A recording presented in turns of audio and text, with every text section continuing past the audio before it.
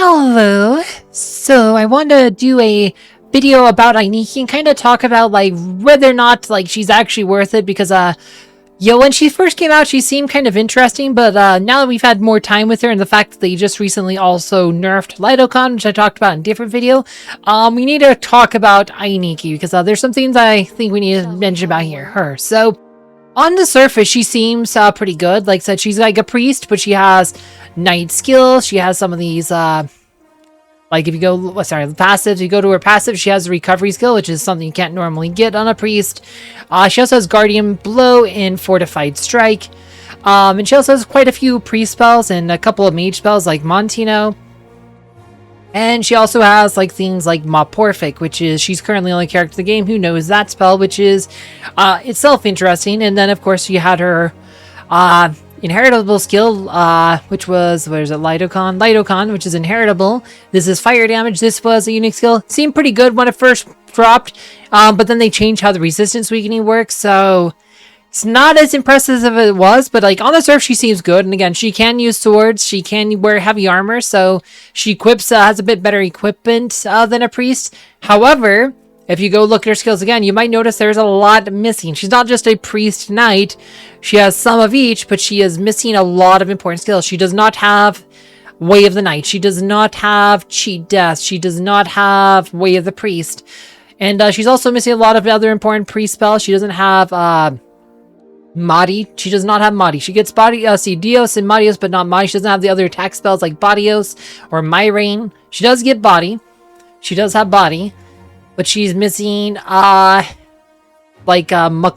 There's no Makaltu in her kit. There is no Masalodu in her kit.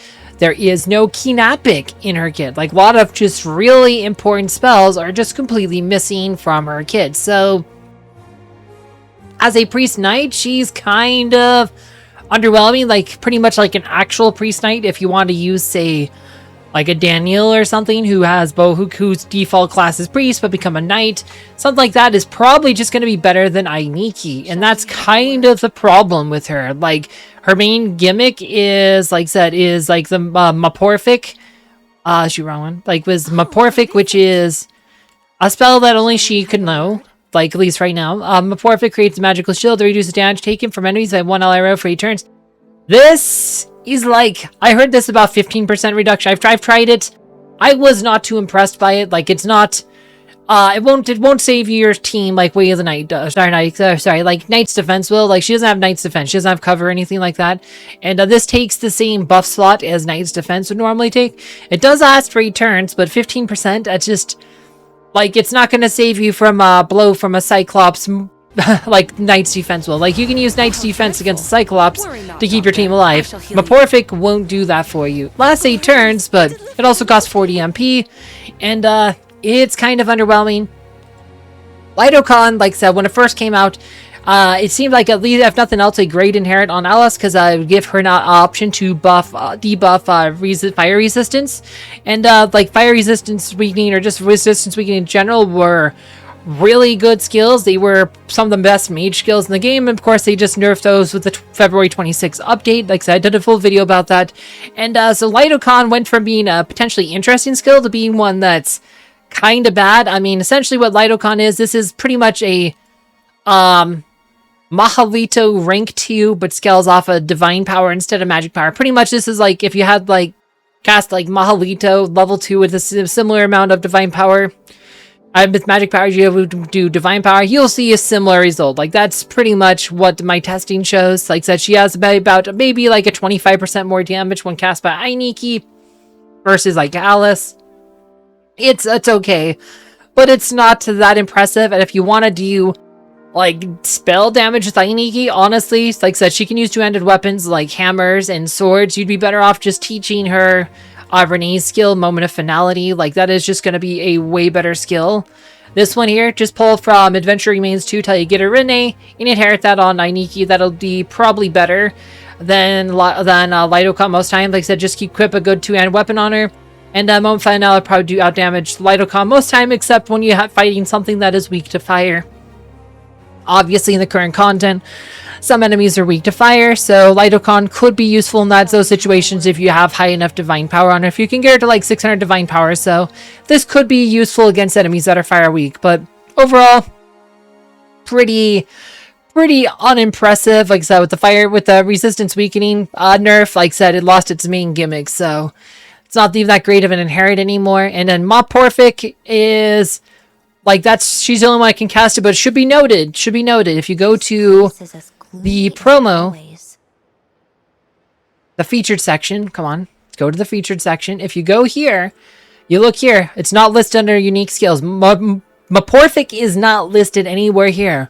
This means they don't consider it a, quote, unique skill. It's not advertised a unique skill, which means the door is totally open for other priests to learn Morphic later. If they increase the level cap later this year and then other priests learn at level 80, investing in Ainikki might feel kind of bad because, well, then a Morphic slot loses its uniqueness. Her unique skill is actually this one here. Priest overseeing life and death.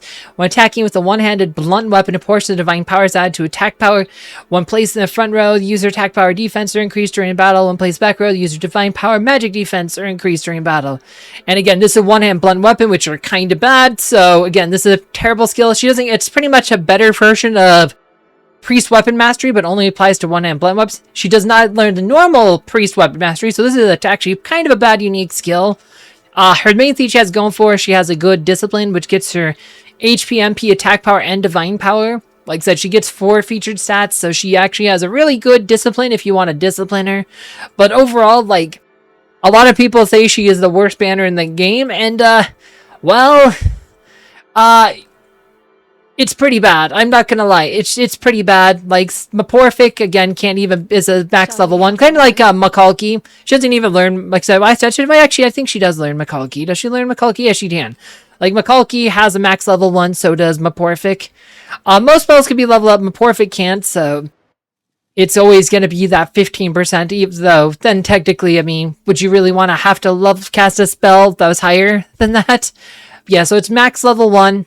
So this is not unique to Morphic. I want to point that out. Some people think, well, that's why it's because it's a unique skill. Like, no, not technically. It's not labeled as one. So I would be very wary of that just because it's not advertised as one. They keep the door open for having other characters learn it. Because it's not advertised a unique skill, they are not beholden to keep it a unique skill, right? She's the only one who knows it right now, but the door is totally open for other people to learn. But again, see Makalki, that has a max level 1 as well, and that's also a priest spell. So again, that's not unique to Morphic. Level skills that are just max level 1 are already something that happens with some priest spells. So just keep that in mind if you do want to invest in her. Like, they are not advertising that Morphic as being a unique skill, and they are keeping the door open for it to being learnable with others later. So yeah, Ainikki, I mean, I like her design, like aesthetically, I think she looks cool. I like her, like I said, I think she's cute or whatever, but skill-wise, she's just missing too many important skills. Like, if she had, like, a lot of your night passives, like Way of the Night, or, like I said, or even, like, some of the, like, skills, like Cover, like, and all those things, like, she's just missing all the important ones. She has none, she doesn't even have the HP and defense and and the mad divine power passives. Doesn't even have the stat passives that you'd normally get as a knight or a priest. So she's just missing, like, everything. It just feels like this character was underbaked. They just kind of, you know, didn't think things through, and she's just missing, like, all the important spells, all the spells you really care about as a priest. She's missing, like, these ones she has here. A lot of these are pretty easily teachable. The one she's missing, stuff like Mahdi, you can't teach Mahdi. You can teach Makaltu you can teach. Masalotu you can teach. It's a bit hard to get that one. She doesn't have Porto. Porto's another key spell I forgot to mention. Like, Porto's one of the best priest spells in the game. That one can be inherited, but it's one of those harder ones to get. You have to buy it from, like, the banners. Like, the most recent banner that had Porto was the Ursa banner. 30 points on the Ursa banner. You could buy the Porto scroll. I said teaching Porto to as many characters as you can is very important, but, like, you would have to do some work on her passives.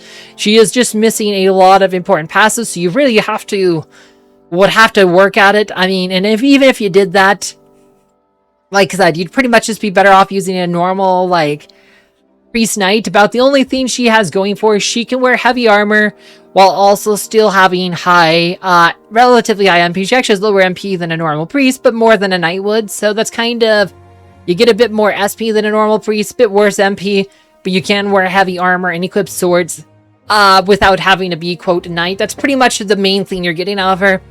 Don't think that's enough to make her worthwhile, and the difference between heavy armor and light armor just isn't big enough, and a lot of times light armor, is better on a lot of characters because you have better action speed. So yeah, overall a very disappointing kit, and again, she has terrible action speed too, is the other thing. It just, everything works against her. I just feel like if they gave her more of the passives that you could get as a priest or a knight, she would look a lot better, or if they gave her a few more spells or something. But it's just such a random assortment of skills. Like I said, if they 6 months from now, if they give her like a class change, maybe she'll look a lot better. But as of right now, like, she's very disappointing.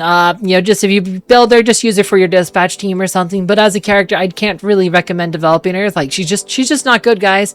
Yarmus and Birkanon are both way better, and I would skip her. Anyway, not too much more to say on this one. If you want to know more about like the Litokan nerf or the resistance weakening nerf in general, I did a full video about that, which you can find down below. As always, thank you for watching.